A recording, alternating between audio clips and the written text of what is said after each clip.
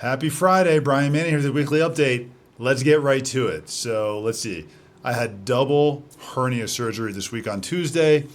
I got to tell you that there's a million better things you could do with your life than go to a hospital Tuesday morning for double hernia surgery, but had to have it done. I've been living off some Advil and Tylenol since then.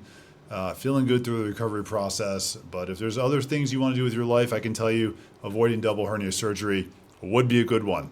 But with all that said, there's so much for us to talk about. We actually have a lot of news this week. I just want to break it down, give you some feedback because it's going to give you some clues as far as what's happening with the markets and what's going on with interest rates. So Monday this week, quiet news day, not a lot to talk about there. Tuesday this week, though, we got retail sales. So this is for the month of December. This looks at consumer spending. There was an expectation that retail sales would be up by 0.4%, and we actually got a big goose egg. We got a 0. So we had no progress for retail sales in the month of December. Then we look at the core, and this is strips out volatile items. The core missed the expectation as well by about 0.5%. It came in negative 0.1 as far as retail sales are concerned. So not great consumer spending for the month of December. Then we also got what's called the Employment Cost Index. This was one of Alan Greenspan's favorite gauges for looking at inflation and what's going on with the economy. And this was down from 0.8% down 0.7%. So really good to see a reduction there. That just means that there's some lower inflationary costs out there as far as employment is concerned. Then Wednesday this week, this is probably the biggest report of all. This is the BLS. So we should have got this last week. This is the Bureau of Labor Statistics. This is an employment report that we're waiting for. I'm just going to call bullshit on this report. I just don't know where this report came from. I think it's wrong. It says in the prior month we had 130,000 new jobs created. All right, well, ADP said we lost 22,000 jobs. Revelio said we lost 13,000 jobs. The JOLTS report shows that we have been down 600,000 jobs. If we look at what's called the Challenger report, so this looks at job cuts and this looks at what's going to happen with hiring in the country.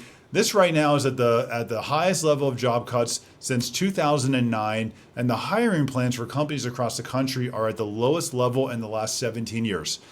Unfortunately, the track record for the BLS is not super strong. And I'm not blaming this on the people. I think that the methodology of how the BLS functions and how they gather their information is just weak and just incorrect.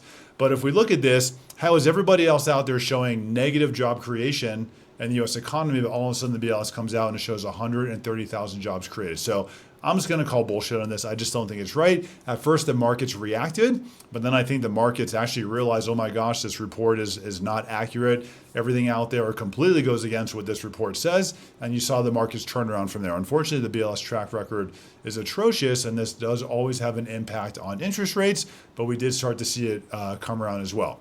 Thursday, quiet news day. Then today we get CPI. So we're always looking at inflation data because the Federal Reserve is looking at inflation when they're trying to make decisions on what they want to do with interest rates. This is for the month of January. This actually came out really good. The core reading for the month of January was up 0.3%. The headline reading was only up 0.17.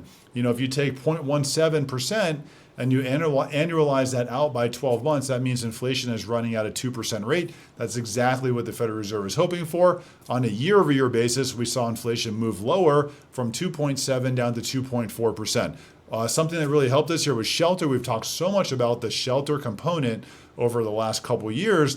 Shelter was only up 0.2%. So it feels like maybe it's finally coming in line because when we look across the country, we're not seeing rents accelerating at a crazy pace right now.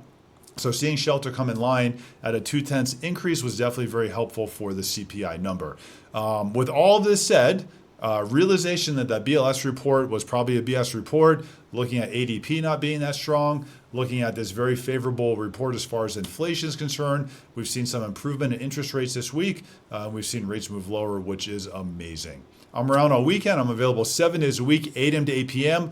Surgery's not going to stop me. You're still going to call me. I'm available 7 days a week, 8 to 8. Don't worry. Tylenol, Advil, my best friend. I got you. We're here to help you. Let's run payments. We'll get a pre-approval done.